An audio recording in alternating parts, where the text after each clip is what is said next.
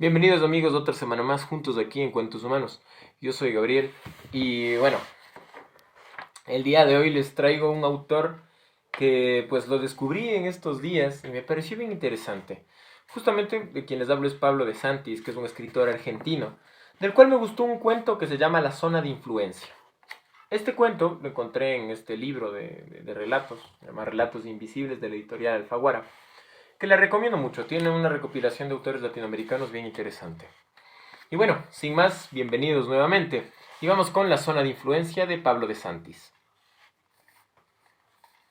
Tardé 4 horas en llegar a la casa del doctor Sáenz. Después de salir de la autopista, tomé un camino lateral en la dirección equivocada y anduve varias horas perdido. Había trabajado con él 2 años atrás, cuando aparecieron los primeros casos de la enfermedad. Ahora el mismo doctor Sáenz, que había recorrido el país para conocer los casos y trazar la más completa descripción del mal, estaba enfermo.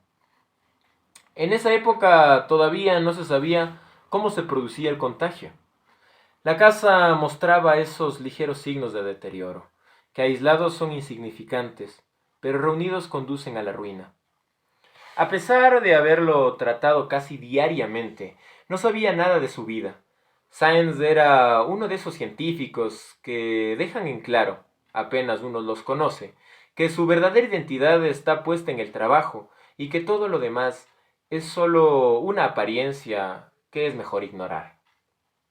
Había olvidado cargar combustible y el tanque estaba casi vacío cuando me detuve frente a la casa.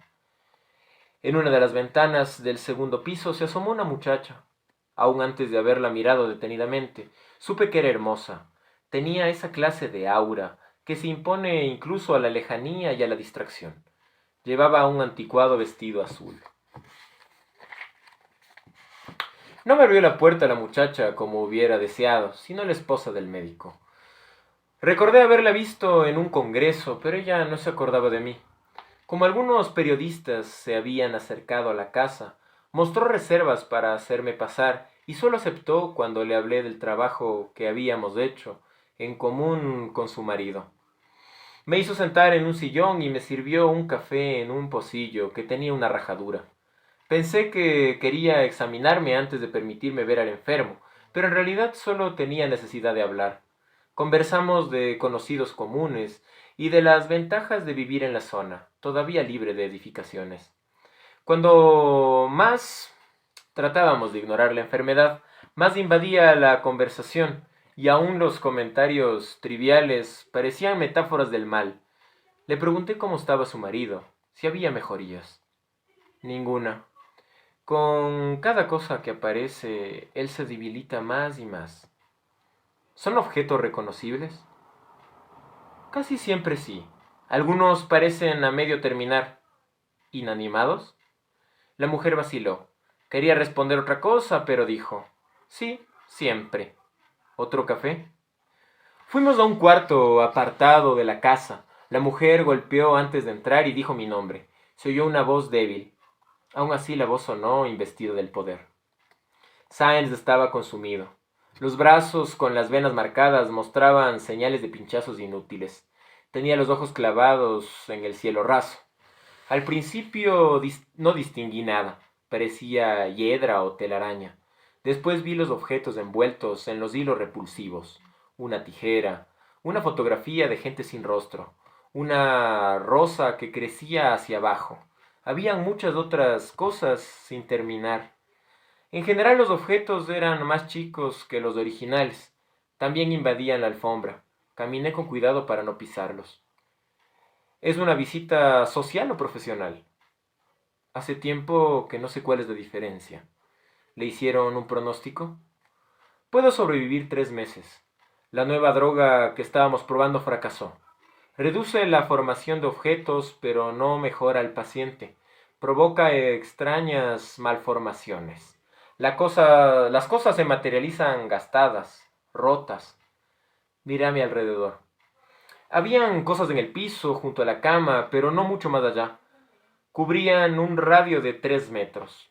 Hasta poco tiempo atrás no se conocía casos de un área mayor a los 2 metros cuadrados. El mal agranda su zona de influencia. ¿Reconoce los objetos? Pregunté.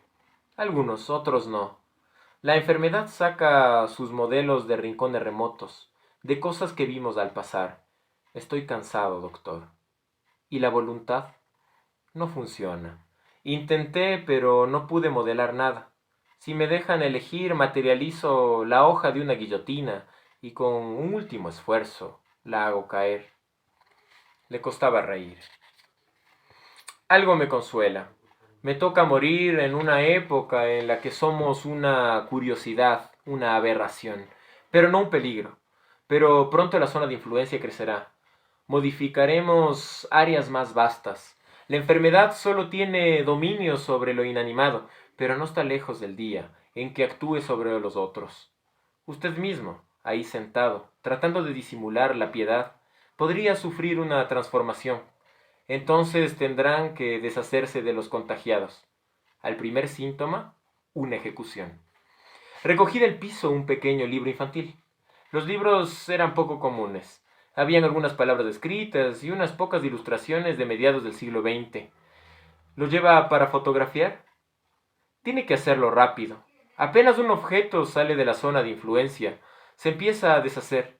Mientras esté en la casa, las cosas mantienen su forma, después se convierten en ceniza. Me llevé el libro de la habitación. Iba a hacer la prueba de sacarlo de la casa, pero lo dejé. Me sentía un intruso, en el fondo del pasillo. Vi a la chica de vestido azul. Pensé que me abriría la puerta, pero se fue. Era una actitud común en los pacientes. Cansados de la brusca aparición de los objetos, se dedicaban a desaparecer de improviso. Durante los meses siguientes visité a Sáenz cada 15 días. Él quería que yo hiciera los seguimientos exhaustivos a esta enfermedad.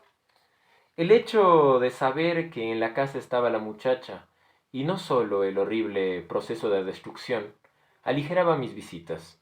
A veces la veía en la ventana, otras en el fondo de la sala, frente a una taza de té que se enfriaba, siempre con su vestido azul.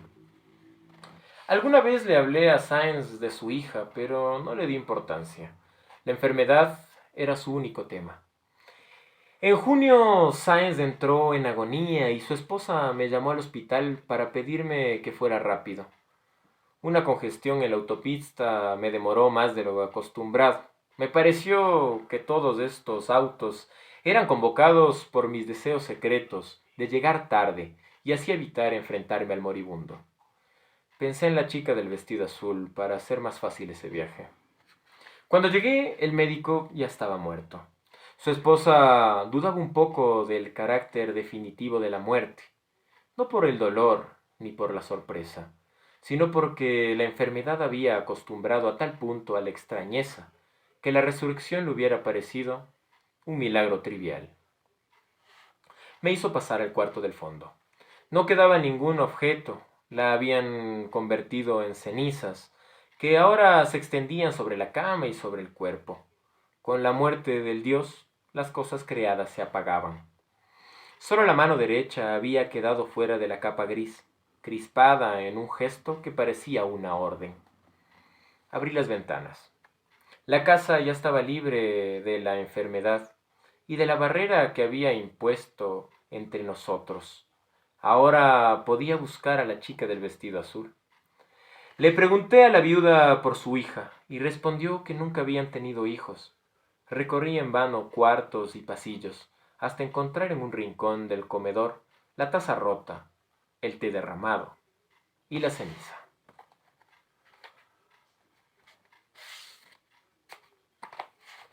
Y bueno amigos, espero les haya gustado este genial cuento y nos vemos el siguiente domingo.